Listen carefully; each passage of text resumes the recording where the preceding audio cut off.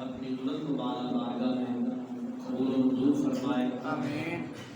مسجد اعلیٰ کے جملہ انتظامیہ کے خوش نصیب افراد اور مسجد اعلیٰ کے متولی اللہ تبارک و تعالیٰ سب آباد کی حاضری قبول فرمائے۔ میں تو فردن نام نہیں جانتا، مگر جس کی ذکر کی محفل کو ہم سجائے بیٹھے ہیں وہ جانتے ہیں کہ کس محبت سے، کس پیار سے، ذوق و شوق سے، عقیدت سے کون ہے جو میرا ذکر کرنے آیا ہے۔ اپنے پرائے کی اس حدیث کو بیان کر گئے نبی پاک نے السلام کو فرمایا جو محبت کے ساتھ ہمیں یاد کرتا ہے ہم اس کی یاد کا پھر جواب بھی عطا فرماتے ہیں۔ محبت سے کوئی یاد کرنے والا ہو تو جتنی آپ محبت لے کر بیٹھے ہیں تو تاجدار مدینہ جانتے ہیں، نبی پاک صلی اللہ علیہ وسلم جانتے ہیں، اور اس مسجد اعلیٰ کے امام صاحب و جملہ میری جماعت کے علماء اللہ تبارک و تعالیٰ کی عزت اور برکت عطا فرمائے۔ ہم نبی پاک علیہ السلام کے ذکر پاک کی محفل میں آئے بیٹھے ہیں تو اللہ تبارک و تعالیٰ ہمیں نبی علیہ السلام کی سچی غلامی اور محبت نصیب فرمائے۔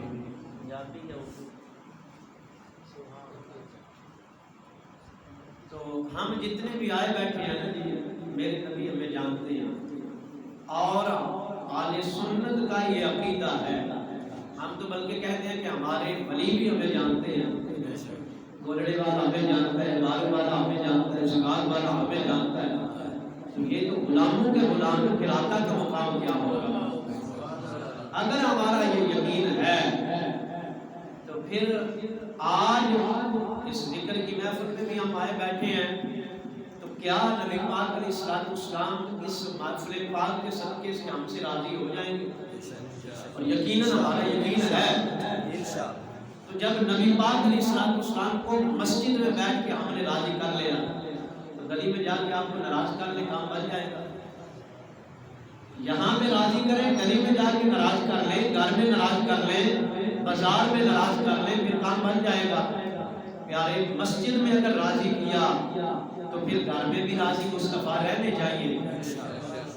اگر ہم نے مسجد میں بیٹھ کے راضی کیا تو اپنے رزق روزی کے اڈے پہ بھی مصطفیٰ ہمیں بھولنے نہیں چاہیے بلکہ ہمیں یاد ہونے چاہیے۔ ہر میدان میں، ہر جگہ پہ آقا کریم صلی اللہ علیہ وسلم ہمیں یاد رہنے چاہیے۔ ہمارا کام اکثر یہ ہوتا ہے کہ مسجد میں ہمیں یاد ہے، منبر پہ ہمیں یاد ہے، مصلی پہ ہمیں یاد ہے، لیکن جب ہم مسجد سے نکلے پھر آقا کو بھول گئے، پھر نبی پاک علیہ السلام کو ہم بھول گئے۔ اور اس بات کی دلیل میرے پاس یہ ہے کہ ہم اپنی اولاد کے کاموں میں مگن رہتے ہیں اور وہ کام بھی کر جاتے ہیں جو مصطفیٰ کو ناراض کرنے والے ہوتے ہیں۔ ہمارے گھروں میں وہ کام نہیں ہوتے جن سے مصطفیٰ ناراض ہوتے ہیں، ہم وہ کام نہیں کرتے جن سے مصطفیٰ ناراض ہو جاتے ہیں۔ تو ہمیں یہ خیال ہونا چاہیے کہ نبی پاک علیہ السلام ہم نے مسجد میں بیٹھ کے انہیں راضی کیا تو پھر گھر میں بھی وہ راضی رہنے چاہیے۔ اور چلو کما حق ہو وہ کام ہم نہیں کر سکتے، کم سے کم کوشش تو ہونی چاہیے کہ نبی پاک علیہ السلام ہم سے راضی رہے۔ اور وہی ذات ہے جس کی وجہ سے اللہ نے ہمیں سب کچھ عطا فرمایا۔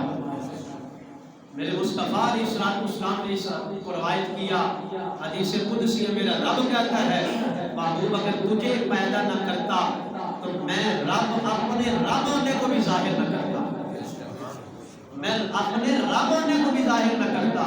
اور ہم نے تو جب بھی مانا اور جس کو بھی مانا بلکہ خدا کو بھی ہم نے مانا تو مصطفیٰ کی وجہ سے مانا، مصطفیٰ کی وجہ سے ہم نے مانا۔ یہاں پہ میں یہ بات کوٹ کرنا چاہتا ہوں، حدیث مبارکہ میرے آقا کریم صلی اللہ علیہ وسلم کا فرمان، علماء تشریف فرما ہے کہ میرے آقا علیہ السلام نے ایک یہودی سے اونٹ کا سودا کیا، اونٹ خریدا۔ جب نبی پاک علیہ السلام نے اس سے سودا کر لیا، اونٹ خرید لیا، تو میرے آقا نے فرمایا میں ابھی پیسے دیتا ہوں، یہ پیسے میں لے آتا ہوں، پھر آگے اونٹ لے جاتا ہوں، جانور میں لے جاتا ہوں۔ اتنے میں ایک اور منافق آ گیا، اس نے آگے کہا کہ یہ تم نے کیا کیا، تم نے ہلکا سودا کیا، یہ نقصان اٹھایا، اتنے کا جانور نہیں تھا، جانور تو زیادہ پیسوں کا تھا، تو نے نقصان کیا۔ اس نے کہا جی اب کیا کیا جائے؟ اس نے کہا ایسے کرو کہ نبی پاک علیہ السلام تو اکیلے آئے تھے نا، ساتھ تو کوئی نہیں تھا، تو کہو میں نے سودا کیا ہی نہیں، میں نے یہ ریٹ طے ہی نہیں کیا۔ اگر بات آگے بڑھے تو کہنا کہ کوئی گواہ پیش کرو۔ جب بات بڑھتے بڑھتے اس حد تک پہنچی تو میرے نبی کے ایک غلام آگے بڑھے، چھلانگ لگائی، عرض کیا یا رسول اللہ میں گواہی دیتا ہوں آپ نے سودا کیا ہے، میں گواہی دیتا ہوں کہ آپ نے سودا کیا ہے، یہ آپ نے جانور خریدا ہے۔ فرمایا پیارے جب ہمارا یہ سودا ہو رہا تھا، ہمارا یہ ریٹ طے ہو رہا تھا، ہماری بات چیت ہو رہی تھی، تو پاس نہیں تھا، تم تو یہاں تھا نہیں، تو پھر تو کیسے گواہی دے رہا ہے؟ عرض کرتا ہے یا رسول اللہ ہم نے خدا کو نہیں دیکھا۔ سبحان اللہ، محبت والے بیٹھے ہم نے خدا کو نہیں دیکھا، آپ کی زبان میں اقرار کر کے ہم نے کہا کہ خدا ہے۔ جب ہم وہ بات مان گئے تو ہم یہ بھی مان گئے کہ آپ نے سودا نہیں کیا ہے۔ اور پھر اٹھائیے تاریخ کو، اٹھائیے کتب کو، علماء سے اس بات کی جانچ پڑتال کیجیے کہ میرے نبی نے اپنی عزت پہ پہرا دینے کی وجہ سے، میرے جملے پہ توجہ کیجئے گا کہ نبی پاک علیہ السلام نے اپنے اس غلام کو اپنی عزت پہ پہرا دینے کی وجہ سے فرمایا کہ قیامت تک کا اصول ہے ایک بندے کی ایک ہی گواہی مانی جائے گی، لیکن میرا غلام تیری گواہی ایک بندے کی ہوگی لیکن مانی دو کی جائے گی۔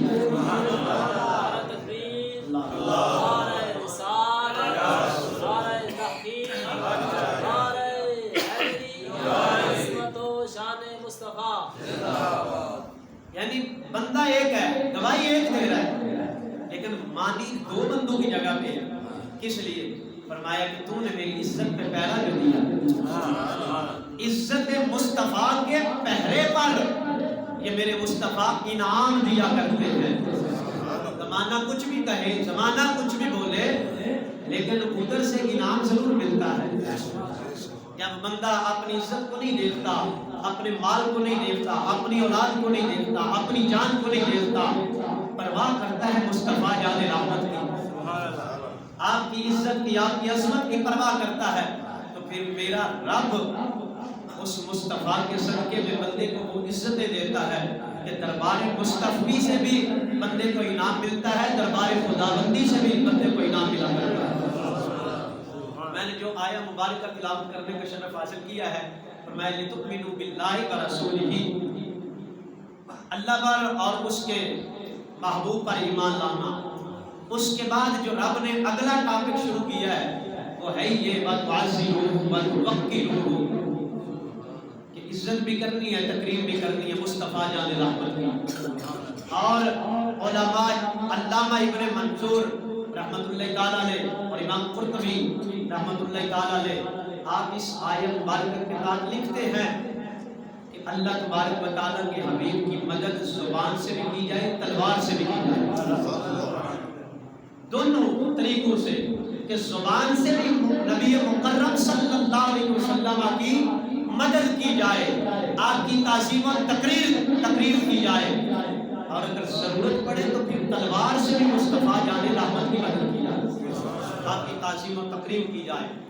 آج ہم جس مشکل ترین وقت سے گزر رہے ہیں وہ وقت ہمیں سکھاتا ہے کہ نماز پڑھ لو تم مسلمان بن جاؤ گے، روزہ رکھ لو تم مسلمان بن جاؤ گے، حج کر لو مسلمان بن جاؤ گے، مسجد بنا لو مسلمان بن جاؤ گے، محفل میلاد مصطفیٰ کر لو، جلوس پہ خرچ کر لو تم مسلمان بن جاؤ گے، حج بیت اللہ کے لیے جاؤ تم مسلمان بن جاؤ گے۔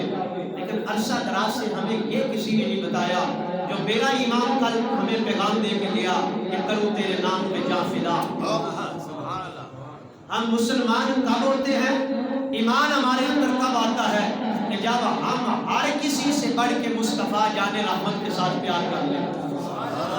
واپس سے کہیے سبحان اللہ۔ میں خدا پر بھی ایمان، پھر خدا کے محبوب پر بھی ایمان، اور اس کے بعد مصطفیٰ جان رحمت کی تعظیم بھی کرنا ہے، تقریب بھی کرنا ہے۔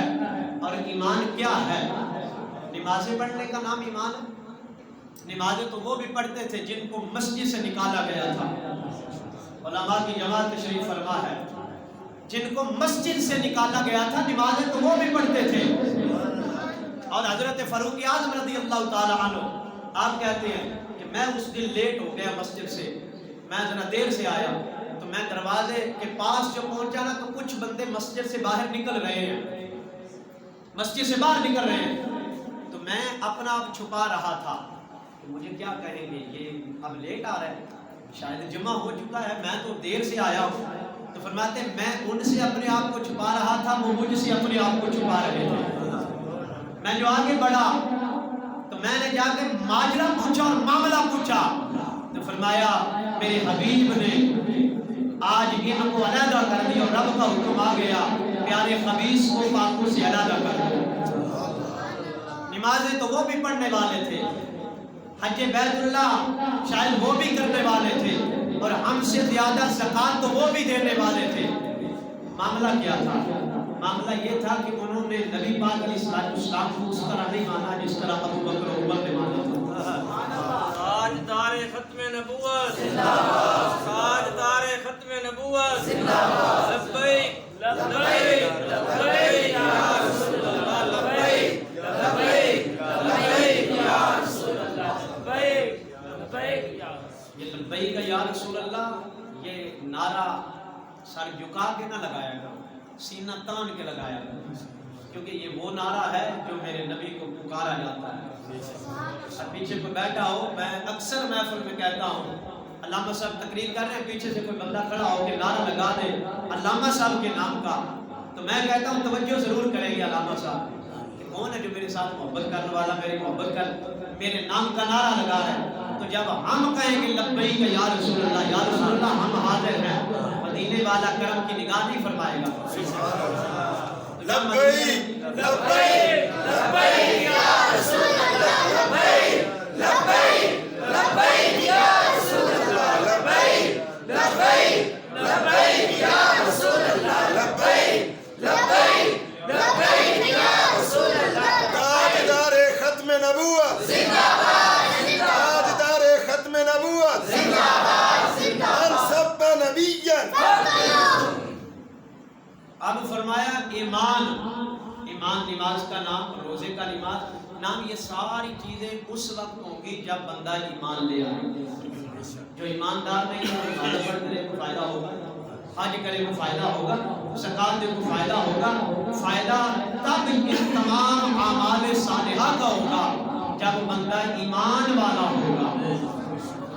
اگر ایمان والا نہیں تو یہ تو فائدہ نہیں دیں گے۔ تو میری بات آپ کہہ سکتے ہیں جھوٹی ہے، امام صاحب کی بات کو آپ کہہ سکتے ہیں یہ ہم نہیں مانتے، رب کا قرآن تو سارے مانتے ہیں۔ بس کہیے سبحان اللہ۔ اللہ کے قرآن کی تلاوت کر رہے، پوچھ لے رب کے قرآن سے کہ یا اللہ ایمان کس چیز کا نام ہے؟ خالق کائنات نے فرمایا قل ان کان آباؤکم و ابناؤکم و اخوانکم و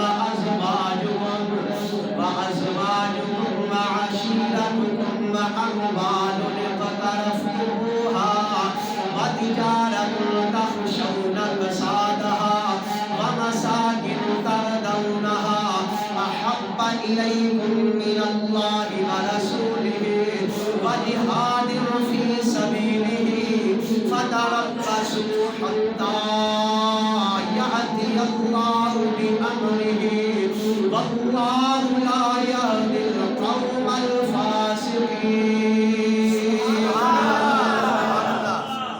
خالق کائنات نے فرمایا ایمان کس چیز کا نام؟ فرمایا بہن بھائی دوست احباب رشتہ دار بچے آل اولاد ان تمام ایک طرف آ جائیں، تمہارا سارا پیسہ اکٹھا کرنا، جمع کرنا، وہ مال و دولت، وہ کوٹھی بنگلے جس کو بناتے بناتے بندہ بوڑھا خود ہو گیا، फरमाया इन सबको रख एक तराजू के पलड़े में और दूसरे पलड़े में फरमाया अल्लाह की मोहब्बत, रसूलुल्लाह की मोहब्बत, जिहाद फी सबीलिल्लाह रख। फिर उस तराजू को उठा, अगर तेरा वो पलड़ा भारी है जिस पलड़े में तू दुनिया के तमाम रिश्तों को रखा, तमाम नातों को रखा, अपने पैसा दौलत को रखा, अपने मालो सर कोठी बंगले को रखा, फरमाया अगर वो पलड़ा भारी है फिर अपने बारे में ख्याल कर, वल्लाहु ला यहदिल कौमल फासिकीन। और अगर वो पलड़ा भारी है जिस पलड़े में अल्लाह की मोहब्बत, रसूलुल्लाह की मोहब्बत, जिहाद फी सबीलिल्लाह, फरमाया फिर तुझे मुबारक हो, कामिल ईमान है तेरे पास। और इस अगर आया मुबारक के साथ में ये बात अर्ज कर दूं तो बिल्कुल बेजा नहीं होगी। अगर भाई की तौहीन पे तुझे और मुझे तकलीफ हो, अगर बेटी की तौहीन पे तुझे और मुझे तकलीफ हो, अपने बाप की इज्जत के बारे में तुझे और मुझे तकलीफ हो, अपनी माँ की इज्जत के हवाले से तुझे और मुझे तकलीफ हो, रसूलुल्लाह की इज्जत की बात आ जाए हम टस से मस न हो, फिर समझ लेना हमारे पास ईमान नहीं है, हमारे पास ईमान नहीं है। और अगर रसूलुल्लाह की इज्जत और अजमत में कोई कुत्ता भौंके, हमें तकलीफ करने बैठे हो, हमें तकलीफ मस्जिद में बैठे हो, फिर सुन्नी मुबारक हो तुम ईमान वाला है। और ये अकीदा हमें किसी बाल के खिलाड़ी ने नहीं दी, सियासत के मैदान में भागने वालों ने नहीं दिया, हमारी ये तारीख बता रही है। अबू बकर सिद्दीक का यही तरीका रहा, हजरत फारूक आजम का यही तरीका रहा, उस्मान पाक का यही तरीका रहा, मौला कायनात शेर खुदा का यही तरीका रहा। हजरत सैयदना सिद्दीक अकबर रज़ी अल्लाह ताला अन्हु जब मेरे आका के गुलामी में आ गए, अर्ज़ करते हैं या रसूल अल्लाह, मेरा जी चाहता है मैं तुम्हारी इज्जत का नारा लगाऊं, मैं तुम्हारी इज्जत का नारा लगाऊं। आज भी कहने वाले कहते हैं अरसा दराज से तो हमने सुना नहीं, लब्बैक या रसूल अल्लाह। आज चौकों में भी यही नारा, गली बाजारों में भी यही नारा, मस्जिद में भी यही नारा, मदरसे में भी यही नारा, हम तो जगह जगह पे ये सुनते हैं और दूध पीते बच्चे भी ये नारा लगा रहे हैं। हमने पहले तो नहीं सुना था, जहाँ पे मैं बात अर्ज कर रहा हूँ वाशिंगटन हाउस में भी कोई नमाज पढ़े काफिर को तकलीफ नहीं होगी, मोटर पे भी कोई जाकर नमाज अदा करे किसी काफिर को तकलीफ नहीं होगी। तुम्हारे चौक में खड़ा होकर कोई बंदा ज़कात के पैसे किसी लोगों में तकसीम करे, किसी को तकलीफ नहीं होगी। फिर भाई तकलीफ इस अमल से है, वो यही मुस्तफ़ा की इज्जत का नारा है जिससे बेईमान को तकलीफ होती है। यही नारा हज़रत सैयदना सिद्दीक़ अकबर ने कहा या रसूल अल्लाह मैं लगाता हूँ, मेरे नबी ने मना नहीं किया, फरमाया लगाओ। जाते हैं जाके नारा लगाया, मेरे आका की इज्जत और अजमत का जब नारा लगाया, फिर अपने भी आए फिर पराए भी आए, किसी के हाथ में डंडा है, किसी के हाथ में जूता है, कोई मुक्के बना के आ रहा है। अबू बकर सिद्दीक़ को मारना शुरू किया, मार मार के लहू लहान किया। मेरे पाक सिद्दीक़ अकबर आप बेहोशी के आलम में इधर अपनों ने उठाया, कर पे पहुंचाया, थोड़ा होश जो आया, अम्मा पास आई, आके कहा बेटा कुछ खा लो कुछ पी लो। सुनो आशिक का जवाब, पहले कहते हैं अम्मा खाने को छोड़ो पीने को छोड़ो, पहले बताओ मा फ़अला रसूलुल्लाह, अम्मा जी बताओ मेरे मुस्तफ़ा का क्या हाल है। हम उनके नारे लगाने वाले, हम उनकी तारीफ को याद रखने वाले, आज किसी को गेंद के पीछे दौड़ने वाले की तारीफ याद, आज किसी को सियासत के मैदान में भागने वाले की तारीफ याद। अल्हम्दुलिल्लाह सुन्नी जितना भी रब का शुक्र अदा कर वो कम है कि कोई तो हमारे असलाफ में ایسا اٹھا جس نے ہمیں آگ کے قریب ابو بکر کی یاد کروا دی. سبحان اللہ. تو آیا بے شک خود بھی چیئر پہ تھا, بے شک خود اپنے پاؤں پہ چل نہیں سکتا تھا, مگر ہمیں تو اپنی تاریخ یاد کروا دی. آج کیوں کفر مارا مارا پھرتا ہے, آج کیوں کفر کو تکلیف ہے لبیک یا رسول اللہ کے نعرے سے, اس لیے کہ یہ ابو بکر کے وارث جاگ چکے ہیں, ابو بکر کے غلام جاگ چکے ہیں. ابو بکر بھی کہتے ہیں نہیں کھانا کھاؤں گا, نہیں کچھ پیوں گا, پہلے بتاؤ میرے مصطفیٰ کا کیا حال ہے. یہ تو ابو بکر تھے, اس اماں کی بھی ذرا بات سن کے جانا جو راستے میں کھڑی ہے, آنے والوں سے پوچھتی ہے میرے نبی کا کیا حال ہے. جنگ کے میدان سے صحابہ واپس آ رہے ہیں, راستے میں کھڑی ہاتھ جوڑے, جانے والوں بتاؤ میرے آقا کا کیا حال ہے, میرے آقا کا کیا حال ہے. ایک آگے بڑا, کہا اماں تیرا خامد شہید ہو گیا. کہا چھوڑو, ما فعل رسول اللہ, بتاؤ میرے نبی کا کیا حال. کہا پیچھے آنے والوں سے پوچھئے. پیچھے آنے والے جو آگے آئے, اماں نے پھر ہاتھ جوڑا, بتاؤ میرے نبی کا کیا حال. کہا اماں تمہارا بھائی بھی شہید ہو چکا. کہا چھوڑ دو, ما فعل رسول اللہ, میرے نبی کا کیا حال. کہا جی پیچھے آ رہے, آنے والوں سے پھر پوچھا, انہوں نے بتایا تمہارا بیٹا بھی شہید ہو گیا, تمہارا بیٹا بھی جنگ میں شہید ہو چکا ہے.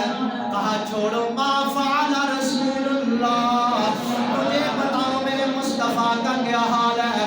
کسی نے بتایا اماں مصطفیٰ تو پیچھے آ رہے ہیں. اماں نے رب کی بارگاہ میں ہاتھ جوڑے, شکر پڑا, یا اللہ تیرا شکر ہے, میرا خامد گیا کوئی بات نہیں, میرا بھائی گیا کوئی بات نہیں, میرا بیٹا گیا کوئی بات نہیں, اگر میرے مصطفیٰ آ رہے ہیں تو ہر مصیبت ٹل چکی ہے.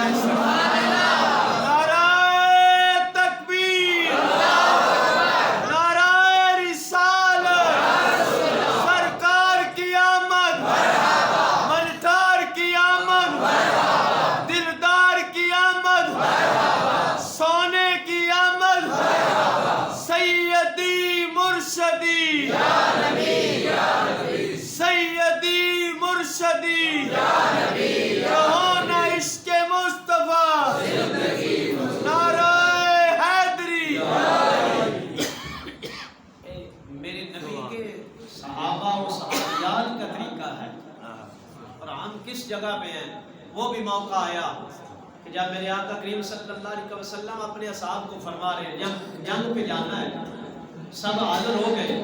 ایک بوڑھی خاتون اپنا دودھ پیتا بچہ اٹھا کے لے آئی, بچوں کے ساتھ بیٹوں کے ساتھ کتنی محبت, لیکن دودھ پیتا بیٹا لے کے حاضر ہو گئی. یا رسول اللہ میرے پاس تو یہی سرمایہ. میرے آقا کریم صلی اللہ علیہ وسلم نے فرمایا یہ کیا کرے گا میدان جنگ میں جا کے. عرض کی یا رسول اللہ یہ لڑ تو نہیں سکتا, یہ تلوار تو اٹھا نہیں سکتا, لیکن جو لڑنے والے ہوں گے انہیں کہنا اس کو آگے اپنی ڈال بنا لے, جو تیر آئے گا میرے بیٹے کو لگے گا, تیرا غلام بھی بچ جائے گا. یہ کام تو دے سکتا ہے نا, یہ کام تو کر سکتا ہے. اور ہمیں اپنی تاریخ پہ ناز ہے. ہماری تاریخ میں وہ جوان ہیں کہ دو بھائی آپس میں وہ نبی پاک علیہ السلام کی بارگاہ میں حاضر ہوتے ہیں, یا رسول اللہ ہم نے بھی جنگ پہ جانا ہے. میرے آقا نے فرمایا تم چھوٹے ہو, ابھی جنگ کے قابل نہیں, چلے جاؤ. بڑا عرض کرتا ہے منت سماجت, یا رسول اللہ ہمیں لے جائیے. انارکلی میں جانا تھا, چوک پہ جانا تھا, پتہ ہے آگے گولی بھی ہے, آگے تلوار بھی ہے, زخم بھی ہوں گے, ہم شہید بھی ہو جائیں گے. ہمیں اس تاریخ پہ ناز ہے الحمدللہ. تو کہا یا رسول اللہ ہمیں لے چلو, منتیں سماجتیں کی. تو میرے آقا علیہ السلام نے بڑے کو فرمایا تم تیاری کر لے, تو تیاری کر. دوسرا چھوٹا عرض کرتا ہے یا رسول اللہ اس کو تو قبول فرما لیا، حالانکہ میں طاقت میں اس سے زیادہ ہوں، میں طاقت میں اس سے زیادہ ہوں، یا رسول اللہ مجھے بھی ساتھ لے چلیے۔ اور علماء فرماتے ہیں کہ آپ نے اپنے بھائی سے کہا، اے میرے بھائی، ہم اگر رسول اللہ نے کشتی کا کہہ دیا، یا خود انہوں نے کہا یا رسول اللہ ہمیں کشتی کروا کے دیکھ لے کون طاقتور ہے، تو علماء کہتے ہیں کان میں کوئی ایسی بات تو کی ہوگی، میرا وجدان کہتا ہے چھوٹے نے بڑے کو کہا ہوگا، بھائی آپ کو تو رسول اللہ نے قبول فرما لیا، اگر میری بھی عزت رہ جائے، جانا میدان جنگ میں، مگر جذبات یہ ہیں ہمیں الحمدللہ اس تاریخ پہ ناز ہے۔ اب وہ بڑا نیچے چھوٹا اوپر، کہا یا رسول اللہ دیکھا نہیں، میں طاقت میں زیادہ ہوں، مجھے بھی لے چلو۔ اور میں کہتا ہوں کسی پنجابی شاعر کی زبان میں وہ تو کہہ رہے تھے کہ میرے سونیا من مونیا میرا تن بدن تیرے واسطے، ہے ذوق کے رل کے پڑھ لیے محبت دینا، میرے سونیا من مونیا میرا تن بدن تیرے واسطے، میرے سونیا من مونیا میرا تن بدن تیرے واسطے، میری سوچ وچ تو میرا ہر سخن تیرے واسطے، میرے سونیا من مونیا میرا تن بدن تیرے واسطے، میرا چین تو تے قرار تو میری عزتاں تے وقار تو، کیڑا کیڑا جڑا کہتا عزت رسول اللہ نے سب کے لیے، میرا چین تو تے قرار تو میری عزتاں تے وقار تو۔ اگلے جملے میں پوری توجہ،